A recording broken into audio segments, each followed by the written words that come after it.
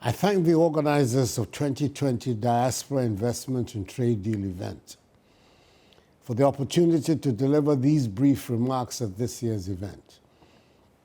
To Patricia Haynes, David Thomas, and Dr. Wilmot Allen, I say aiko to wit, well done in our language, to you all. In spite of the ravages of COVID-19, I'm happy to be able to join you for this program, thanks to technology. 2 years ago, on 20th September 2018, at the Washington Press Club in Washington, D.C., capital of the United States of America, in front of the Congressional Black Caucus of the United States Congress, I proclaimed 2019 as the year of return, commemorating the 400th anniversary of the time when the first 20 West African slaves were brought to the Commonwealth of Virginia, which subsequently became part of the United States of America, thereby initiating one of the most unfortunate and barbaric episodes of human history, the transatlantic slave trade. With 75% of the slave dungeons built on the west coast of Africa through which the slaves were transported, located in Ghana, we believed we had a responsibility to extend the hand of welcome back home to Africans in the diaspora.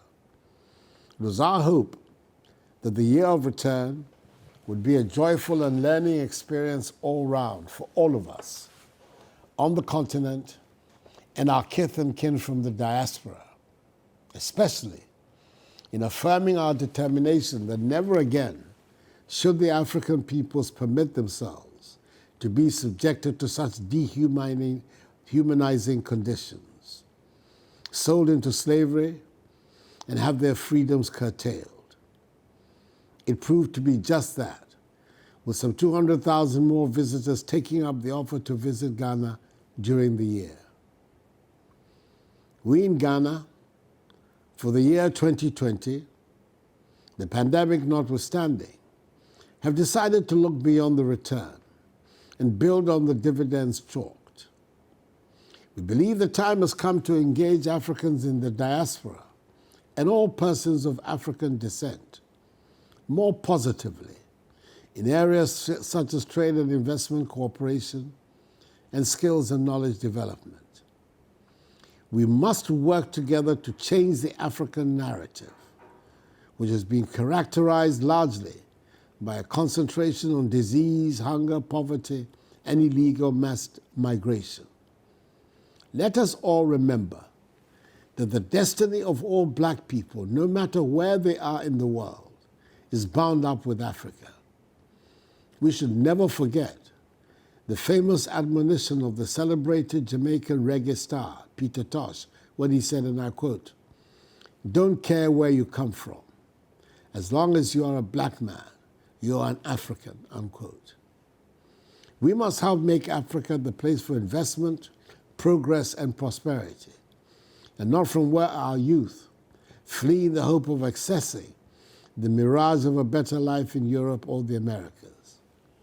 That is what Beyond the Return will seek to do, so we can derive maximum dividends from our relations with the diaspora in mutually beneficial cooperation and as partners for shared growth and development. History tells us of the positive impact of diasporan communities on the growth and development of countries through increased trade activities, rising investments, and the transfer of skills and knowledge. Take the case of China, for example.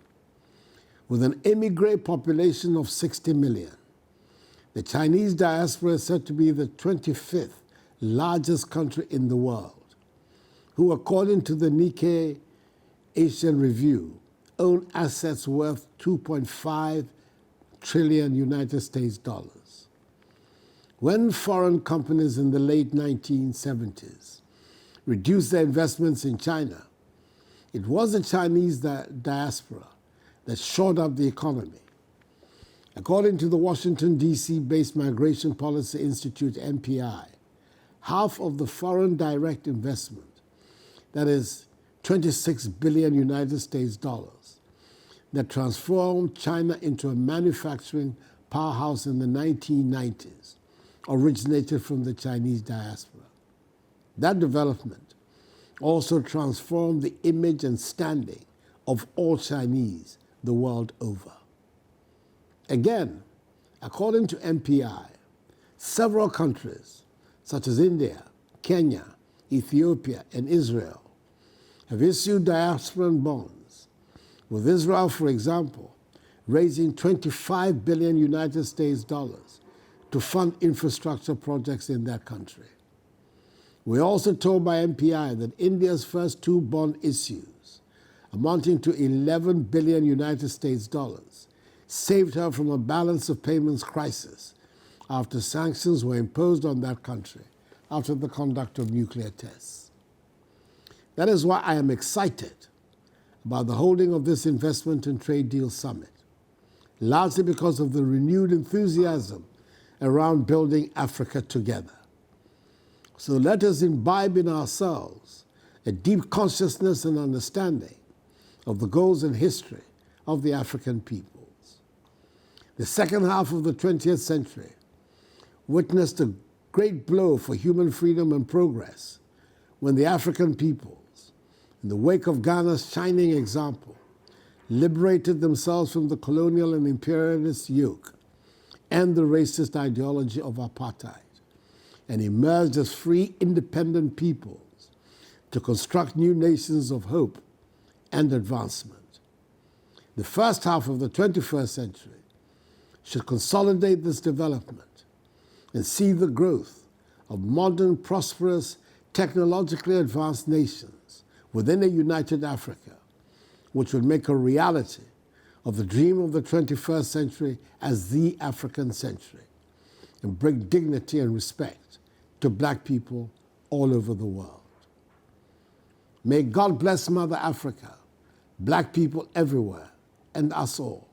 And may God bless our homeland Ghana and make her great and strong. I thank you for your attention.